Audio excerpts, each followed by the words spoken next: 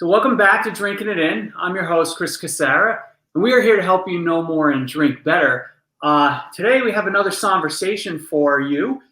This time I'm lucky enough to have Sonat Birnecker Hart from the Koval Distillery in Chicago,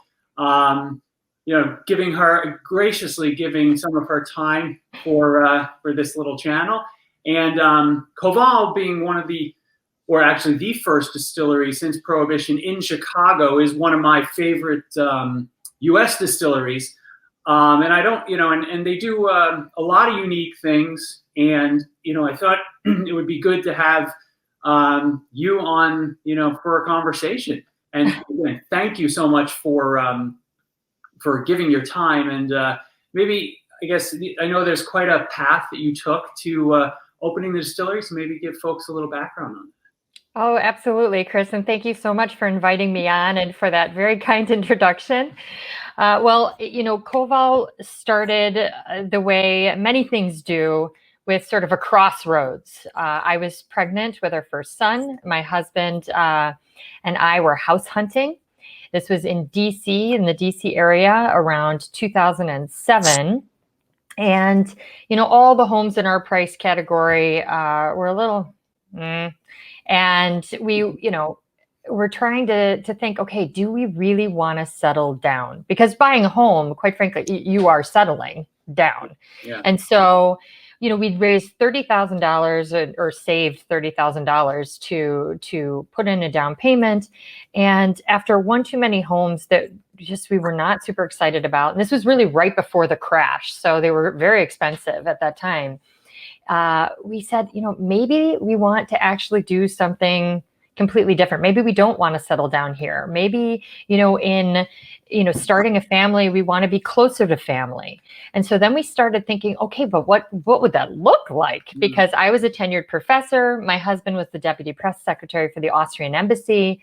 We'd gone through a lot of education to get the jobs that we had, and just giving it up for geography was sort of a strange thing to do. But as we thought about it, we started thinking, well, actually, we would like to work together. We are a very good team. We have very different skill sets. And then we started thinking, okay, maybe a Viennese coffee house, because that's what I wrote about a lot in my academic life. But there were already Viennese coffee houses in Chicago by Julius Meinl from Austria. So we're like, check that off the list. And Robert happens to come from 3 generations of distillers in Austria. They make brandy, they make white whiskeys, a number of liqueurs. They also make a pear cider called Most. And so he grew up doing this. It was really chores for him. So it was something that he did all the time with his grandfather, and never thought he'd do it, for his life, after going and getting a PhD and studying economics. But we started thinking about the idea of going back to his family roots and the knowledge that he'd gained, over a lifetime working with his grandfather, and that there wasn't a distillery in Chicago. And, around 2007, 2008 was really sort of the beginning of more of an understanding that there was not just a craft beer industry, but there was starting to be a craft distilling industry. Keep in mind, it was still very, very small at the time. I mean, when we started, there were under, I think, 25 DSPs, which are distilled spirits plants in the entire United States. And most of those were very, very large companies. So making millions of gallons of alcohol for the entire world. And then there were a few distilleries, sprinkled around, but not many that were sort of would be considered craft as you'd know them today. Yeah. And now fast forward to where we are today, there are well over, I think there are almost 3,000 craft or distilleries, DSPs in the United States. And I would say the majority of those are actually craft distilleries that were set up, just in the past 10 years. So it's been quite an adventure. We decided to take that $30,000, not buy a home, buy a still, move to the city that we love, Chicago, be close to family, start a family business, and we did. And it worked. So we were very happy. It was a really big change in plans, in life orientation, in every manner. But we're really glad we did it. No, that's great, because it's not, it's definitely not a path that you would that is common, right? I mean, No. like you were, part. A lot of times you hear of winemakers that are making their own wines, and then making wines for someone else, and then they go start a winery, and that's an easy thing to understand. But to come from the lives that you were, and even not even in the same city, and to right. make that move and with that intent, that's you got some fortitude. Yep. And yeah, so I should have mentioned that you and your husband are working together and own the distillery. Yes, although it's a woman-owned distillery. Well, oh, okay. Yeah. But, and it's funny because now I think there are so many distilleries that are popping up, and it's great for the variety in the business. But you guys were pioneers back then. You were in sort of uncharted territory. It was, and actually it was great that we were, because we did have a lot of knowledge, and actually that helped us grow our business. We're still completely independent, which is rare for distilleries in the US our size as a craft distillery. Many of them have been bought in part or entirely by another company.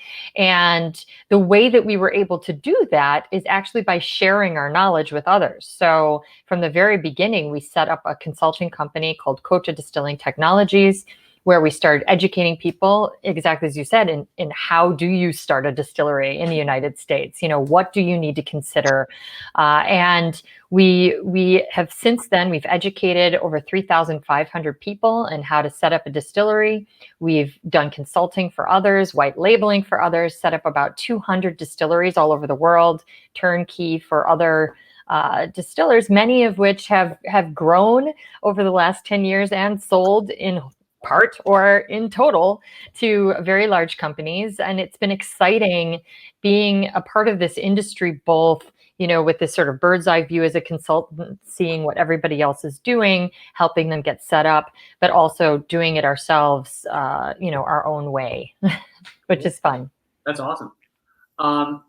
Well, it's funny. I got myself a little gift. It was called a little gift pack of the whiskey. So I was happy to see that locally. But I mean, the first exposure that I had to you guys was at one of the whiskey extravaganza events that I had gone to in Boston, and I had seen so many. Where there was I think most of your portfolio was on the table, and just some of the stuff was so unique, right? And I sort of fell in love with the oak whiskey. Oh, it's a fun one, yeah. And then when I went to Chicago for the first time, finally about a year ago for work, it was easier to obtain and get at a bar too. So that was fun. I guess I'm curious about the name. Maybe the origin of the name, and then I know I've heard that there is a somewhat unique story about how you guys ended up selecting the building, that house. It's all connected. Yeah, there's a lot there. So I'll let you run with that. Sure, absolutely. Well, everything that we do is really in homage in some way to family, and just the respect that we have for being in this moment at this time, and all those that have gotten us here has sort of propelled us forward. And whether it's Robert's grandfather and learning how to distill from him, or my family, I mean my great grandmother coming over from Pinsk and working so hard to have the life that she gave to then her children, and that has provided me with this moment. So we always look to our family for inspiration. And one of the things that we did, and when we were trying to think of a name for our company, was went and visited my great uncle Sigmund, who lived in Brooklyn. He was a professor of musicology at Brooklyn College, originally from Vienna. And, it was a bittersweet meeting, because we didn't know if we would see him again, because we were about to leave to go to Chicago to start this grand adventure. And he was like 98 years old at the time already. So very debonair, always had like a little bow tie and a little twinkle in his eye. And he would greet us at the door with a cocktail. And, but we had this sort of academic connection, and I was a little nervous to tell him that we were actually leaving all academia for whiskey. But he said he was very excited for us, said it sounded like a wonderful adventure. And he said, it reminds me of your great-grandfather. And I said, well, why? And he said, well, your great-grandfather, he left Vienna, the turn of the century, said, Europe is over, I'm moving to America, and started a battery company in Chicago, which his whole family thought was a little bit insane. Like if he'd gone to school in Berlin. So if he'd said, I'll start a battery company in Berlin, they would have been like, oh, that sounds totally normal. But Chicago, they were like, what? But he said, Europe is over. It's all about America. I'm leaving and I'm doing this. And it was a good thing he did, because in doing that, he was able to pull Sigmund, that we were meeting with, out of Vienna on the very last boat to come to America before the Nazis came in and actually murdered most of his family. So it was really, really lucky. And so he was telling us about this and how when he made this decision, they gave him a nickname, which was Koval. And I said, well, why did he get a nickname Koval? I mean, he already had a nickname, which was Monik, which was a nickname for Emmanuel. So now we're adding nicknames on nicknames. But he said, well, the reason being is because when he made this decision, and it was so shocking in a way for everybody, but they were also very intrigued. They said that like Koval, which in many Eastern European languages means blacksmith, or in German means Schmied, in Yiddish, it means something a little extra too. It means like someone who is a blacksmith, he's forging something new or forging ahead, doing something different, making something hard into something, beautiful or unexpected. So he got that as a nickname, and we were hearing this story and we're like, Koval, that could be a good name for a company, because people thought we were insane for leaving our my tenured position and Robert's, job at the Austrian embassy and health insurance to just go move to Chicago, sort of like he did, to start a business.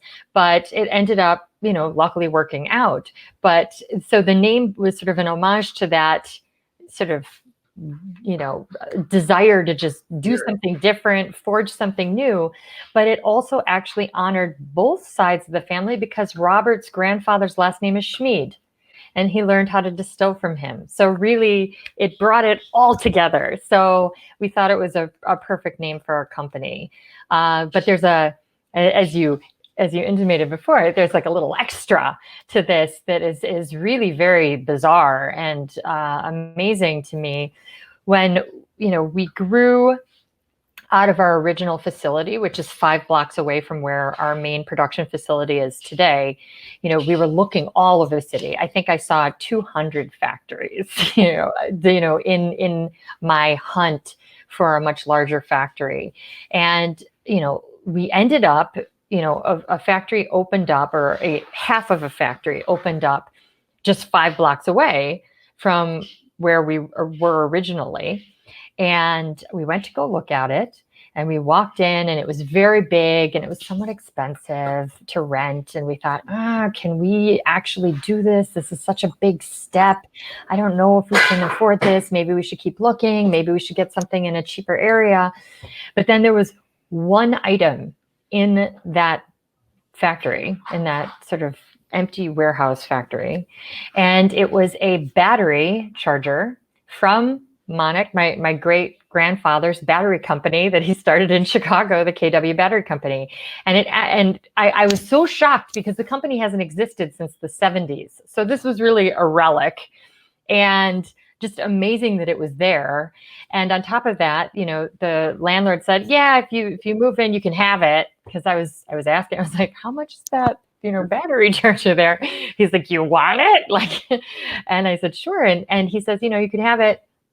And it still works, and it charges our forklifts today. So there was something really right about being in that factory. And actually, now that we've grown even more since then, we've taken over the whole building, and we now own the building. It's our main headquarters. This is where we are now for good. So I it mean, was yeah, that's amazing. insane. And so, I mean, in full disclosure to everybody watching, I heard that story the other night when I joined your gin seminar. But, you know, it had to be repeated because that, you know, that's just awesome.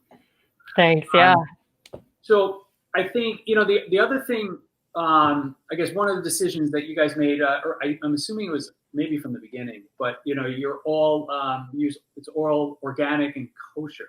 I was just wondering, like that to me, like especially when you're starting off and you have all this uncertainty, to maybe add that in as, you know, as qualifications or criteria for doing what you're doing, you know, seems pretty bold and you know, risky. But how did you, or what drove those decisions?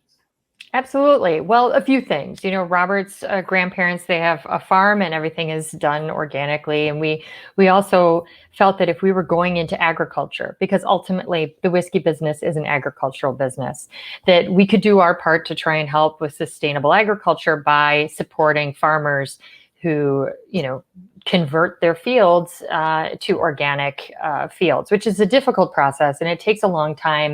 It actually costs a lot of money.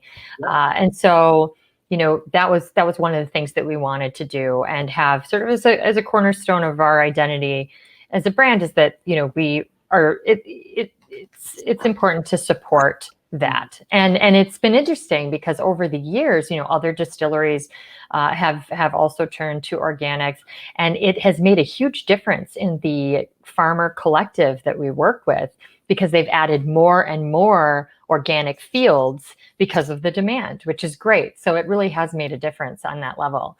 And when it comes to kosher, I mean, you know, we're Jewish, but we wouldn't want to leave anybody out of a good l'chaim. So there's that part.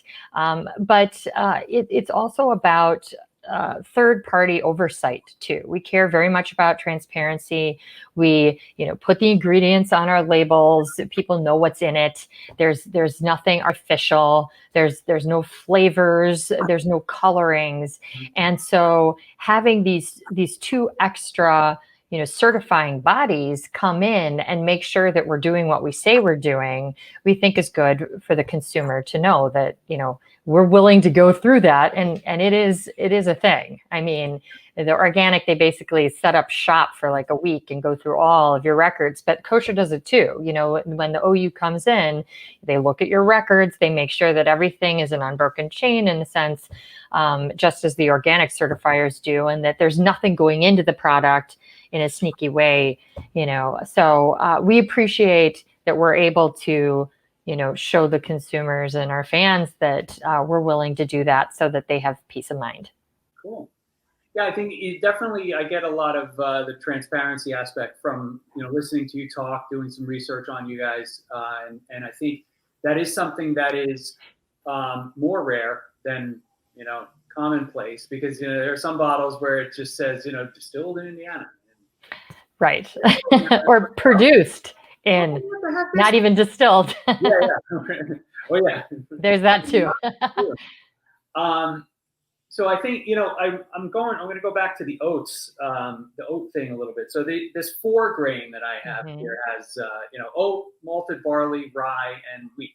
Yes. You know, malted barley, rye, wheat, that's, you know, you see that in some level in a lot of places, but oats was never something that I had, you know, seen before. And I thought that was really unique, and it actually, you know, provided a unique flavor. But like, how did you, like, where did even the idea of, you know, using a different grain like that come from? And does anybody else? There are some distilleries that use some alternative grains.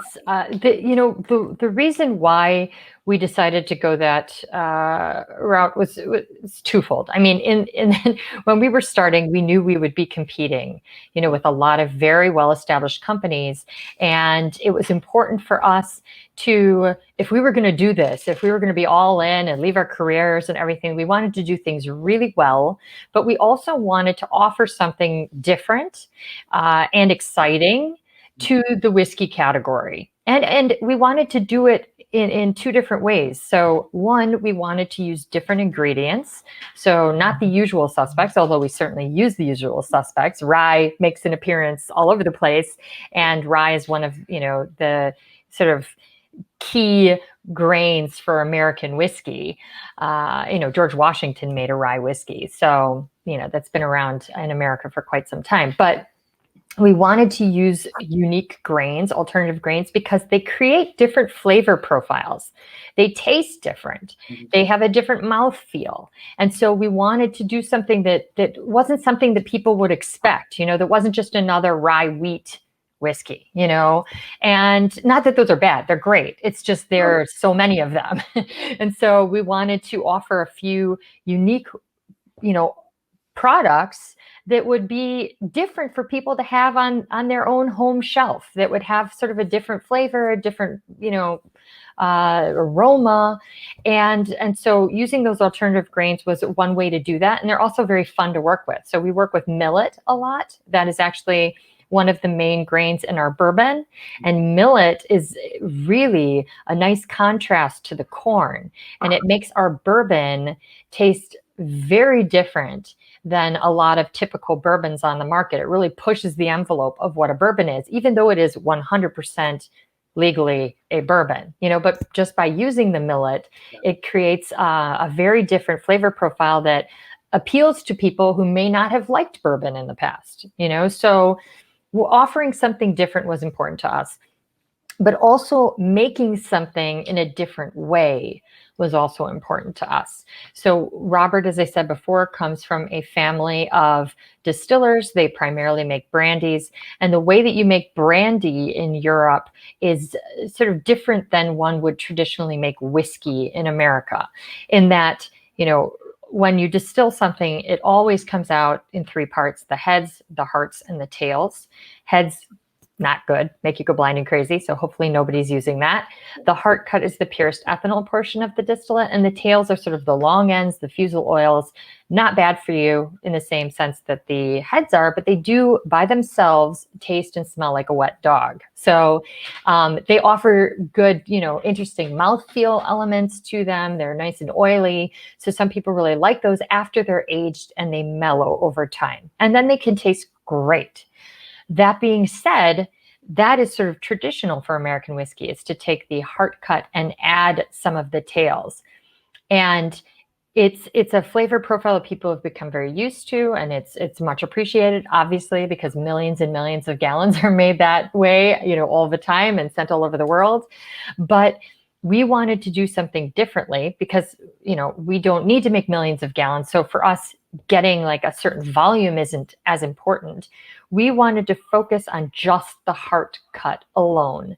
That's what brandy makers do. And the reason why they do it is because they're making spirits that are unaged. So whatever they put in the bottle is not going to benefit from a mellowing or a filtering from a charcoal barrel. And so it has to be really clean, or else it will taste a little off. So they don't add tails ever. And so we wanted to take that brandy making approach and apply it to whiskey. Also in a way to honor Robert's father, who, that's how he distills and that's how he makes his products. So we applied that to rye. We've applied it to our bourbon. So all of our products only use the heart cut of the distillate. And while we don't get as much out, so to speak, of every run, we're using only the fillet of the distillate. It provides us with a very different flavor profile also, and mouthfeel and approach in general to whiskey making that is our own. And of course, now having taught, 3,500 people and set up 200 distilleries, there are plenty of people, I'm sure, if you go on craft distillery websites, that say we only use the heart cut. And I'm glad they do. It's fun. It's like we've created a new school of distilling. But this is something that we wanted to do to differentiate ourselves. And it creates a very different flavor profile, even when the products are overproof, like the 4 grain that you have there and the bourbon. They're still very approachable, and you can still drink them straight and not feel like, oh my gosh, this is so hot. It's going to be very mellow and very approachable. So that's what we were going for. Different flavors, different approach to whiskey, offering something unique and fun that people can enjoy. Cool. Yeah, even just like smelling this, this is the foregrain. Even getting my nose into the glass, it's not. It's coming across as mellow. Not hot, like you said. Right. Right. I'm going to keep the comment you made about the millet in mind for later when I have some of the bourbon. Sure, absolutely. Well, I think so. I want to be mindful of your time. There's you've got a lot of what I would say, the core products, right? Rye, bourbon, gin, which is I haven't tasted yet, but it just. I know it's like a cologne. You just want to like have it everywhere. I poured it before we started. The room was just like, I could smell it. It's beautiful. I can't wait to make a martini with that. Yeah. So I know you've got a few other, what I would say are unique spirits in the cranberry gin, which I have to find locally. I haven't seen it yet. And then I think you've done a rose hip liqueur. Yes, rose hip liqueur. We've got all sorts of fun things. A line of brandies. And then are there other things that may be in the works? If you can, maybe share at a high level, without giving away any details. Yes. At the distillery, when people come and visit the distillery, we always try and have some fun, unique offerings that are just very small runs that are not available all over the place. We're going to have a number of products with different finishes, different whiskeys with different finishes that we'll be releasing this year, which will be fun. I don't know how widely they'll be distributed, but if you come and visit, you'll be able to get them. So come to Chicago. Normal, Exactly. Yes. And I hope we do all get back to normal, because we have a bar and a whole visitor center that we developed and just as the pandemic was starting, that we haven't been able to open yet. So we're looking forward to to when we can invite everybody in. But yes, so we've got those. We have some other products in the works that will be coming out with wider distribution that are going to be fun. Also in the whiskey department. But yeah, and it's possible we'll do another brandy. All right, interesting. Yeah, it's fun. That's another thing that really just attracts me to you guys is just the variety of stuff. Because I tend to, once I finish a bottle of something, I buy something else, right? Not necessarily. There are some people who's just like, what, this is my whiskey. This is all I drink. Right. So to be able to kind of get out of the zone, but still stay in that same family, if you will, or in a similar part of the world is something that I like. Yeah, we it's fun. We're having a good time, and we love doing different things. Yeah. If you were just doing the same thing over and over again, that's at some level, I'm sure you'd get tired of it, right? Yeah, yeah. So we like to mix it up. Well, I wanted to thank you for your time. It's been a fascinating conversation. I've learned a lot. My pleasure. I look forward to seeing you in person in Chicago. Getting down to the tasting room, tasting some of the unique stuff that you have that I can't get here in Rhode Island.